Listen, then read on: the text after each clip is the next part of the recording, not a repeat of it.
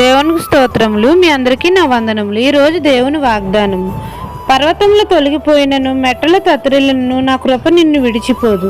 యెషయా గ్రంథం 54:10. మహాపరిశుద్ధుడైన మన తండ్రి అయిన యెహోవా, పర్వతములు తొలగిపోయిన, మెట్టలు తత్తరిల్లిన, నా కృప నిన్ను విడిచిపోదు అని మనల్ని దీవిస్తున్నారు. తండ్రి అయిన యెహోవా మన పట్ల జాలి చూపుతున్నాడు. దేవుని యందు మనం అందరము భయభక్తులు కలిగి జీవించి ఆయన చెప్పినట్లు నడుచుకోవాలి. అప్పుడు దేవుడు మన యందు కనికరపడి మనకు సమాధానాన్ని కలుగజేస్తాడు. నిశ్చయమైన కృపతో మన పట్ల గొప్ప వాత్సల్యమును చూపుతున్నాడు. ఇక ఎన్నడూ మన మీద కోపపడనని మనతో సెలవిస్తున్నారు.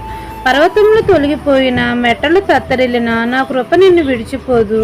సమాధాన విషయమైన నా నిబంధన తొలగిపోదు అని మన తండ్రి మనతో సెలవిస్తున్నారు. మన యందు జాలిపడి వాగ్దానం చేస్తున్నాడు.